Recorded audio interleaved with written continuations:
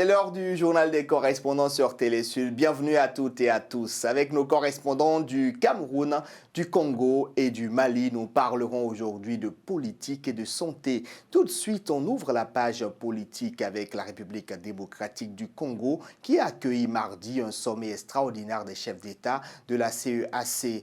La réunion consacrée exclusivement au processus de transition politique au Tchad a eu lieu dans la capitale de la RDC, quelques jours après la répression des manifestations anti-pouvoir dans le pays. À l'issue de ce sommet, le président de la RDC, Félix Tshisekedi, a été désigné par ses pairs comme facilitateur dans la crise politique au Tchad. Louis-Marcel Satou pour le point.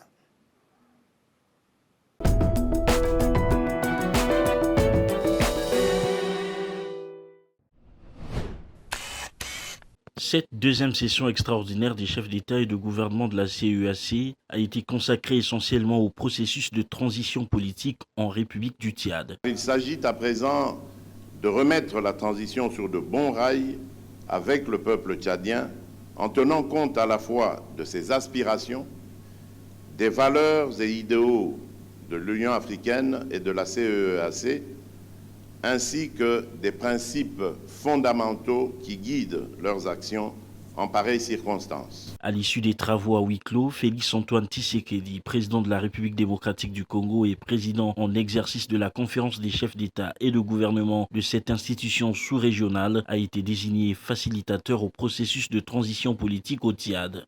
La conférence exhorte les partenaires bilatéraux et multilatéraux du Tchad, particulièrement l'Organisation des Nations Unies et l'Union africaine, à maintenir et renforcer leur appui diplomatique, financier, matériel et technique nécessaires au processus de transition dans ces pays. La mission de facilitation sera pleinement menée durant cette période de transition, a rassuré le président Félix Tshisekedi. Il s'agit d'une lourde responsabilité et je peux d'ores et déjà vous rassurer que je ne ménagerai aucun effort pour remplir cette noble mission pour l'avènement et le maintien de la paix, pas uniquement en République du Tchad, mais également dans toute notre région de l'Afrique centrale. Au Mali, l'avant-projet de constitution remis le 11 octobre dernier au président de la transition Assimi Goïta suscite des débats au sein de l'opinion publique. Notre correspondant local Bouraïma Soulo a interrogé les acteurs politiques et de la société civile pour connaître leurs avis sur cette nouvelle mouture de la constitution du pays qui sera dans quelques mois soumise à référendum.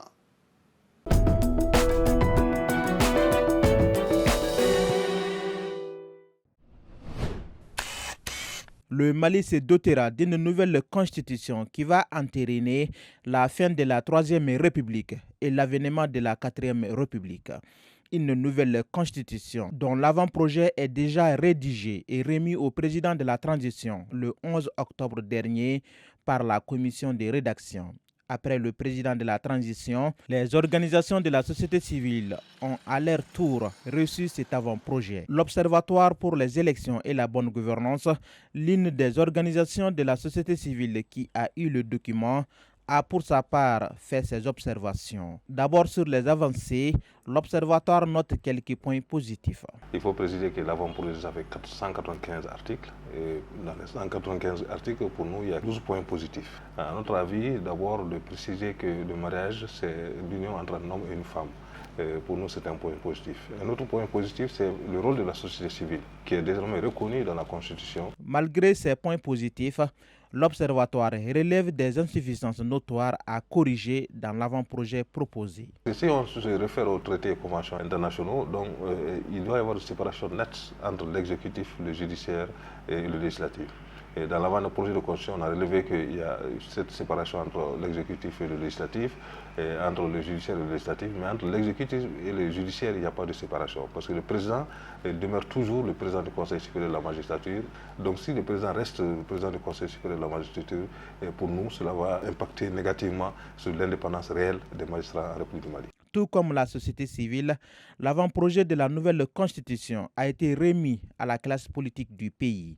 Pour le porte-parole de l'ancien parti au pouvoir, cet avant-projet ne respecte même pas la constitution du 25 février 1992, toujours en vigueur. Là où le débat se situe d'abord, c'est surtout par rapport à la forme.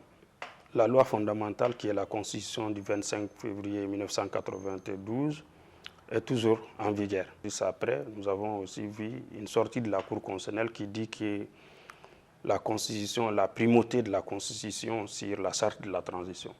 Donc, ce qui veut dire que la Constitution du 25 février est toujours d'actualité. Or, cette Constitution ne prévoit pas la rédaction d'une nouvelle Constitution. Et c'est là où se situent les grands débats.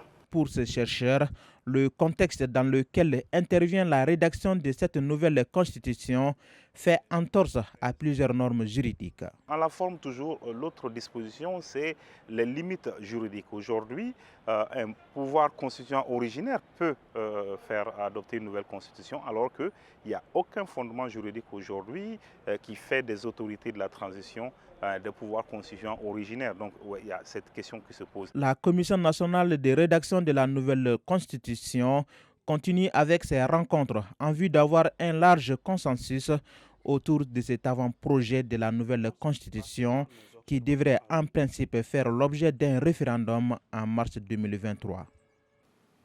En marge de la 34e journée mondiale de lutte contre la poliomyélite, le Cameroun fait le point. Le pays se félicite du net recul de cette maladie sur son territoire. 0 cas enregistrés en 2022, mais la menace couvre toujours. Pour ce fait, la seule voie de salut reste la sensibilisation pour échapper à la résistance du poliovirus très présent chez le voisin nigérian. Mathieu Wamba et Cyril Guidjoy.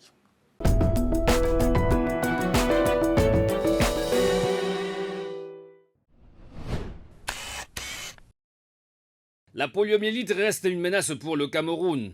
En cette année 2022, alors que le monde célèbre la 34e journée mondiale de lutte contre cette maladie paralysante, les autorités camerounaises restent dans la sensibilisation. Lorsque dans les pays environnants, on a des cas fortement suspects, inévitablement, on renforce nos immunités. Le poliovirus sauvage est donc en nette régression, mais la route reste longue car la maladie couvre. C'est une maladie sous surveillance que le Cameroun récemment a éradiqué la polio. Le poliovirus connaît des mutations et de nouvelles formes sont à prévoir. D'où les efforts non contenus des autorités sanitaires du Cameroun de prévenir et protéger la population à travers la vaccination. La double dose de DT polio étant obligatoire au Cameroun pour les nourrissons. Si autour de vous, vous avez un enfant qui a une perte de la motricité, c'est-à-dire même une perte de la sensibilité, signaler à la formation sanitaire la plus proche.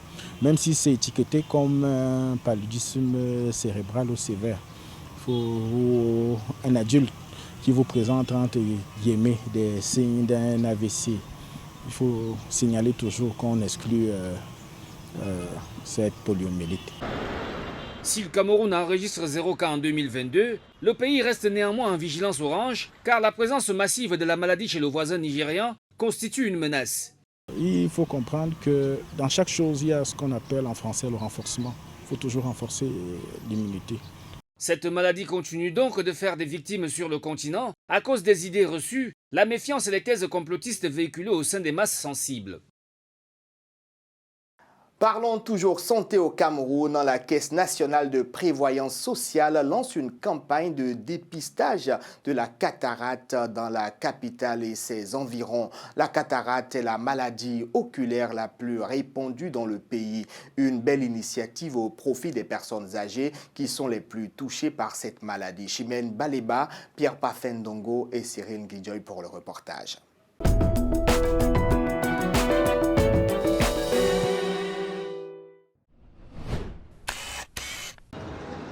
Selon des récentes statistiques, 1 à 2% des Camerounais âgés de 50 ans et plus souffrent de cataracte.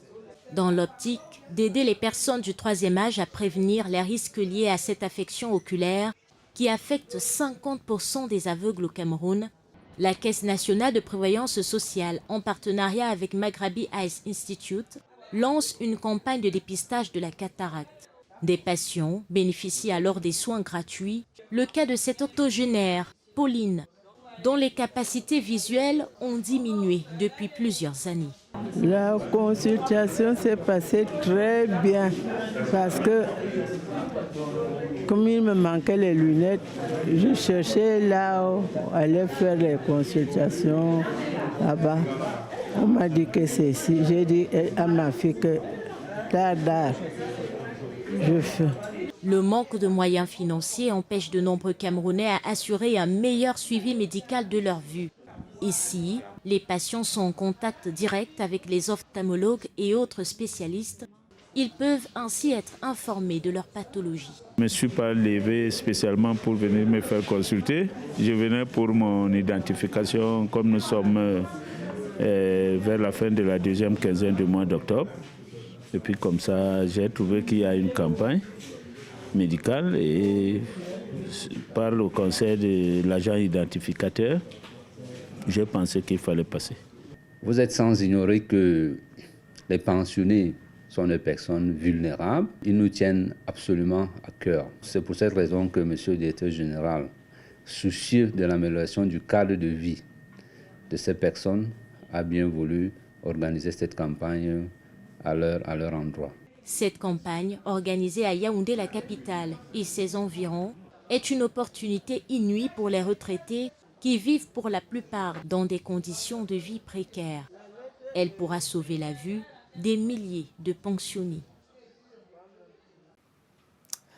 C'est fini pour ce numéro du Journal des correspondants. Merci de l'avoir suivi. Prenez soin de vous en regardant Télé Sud. Au revoir.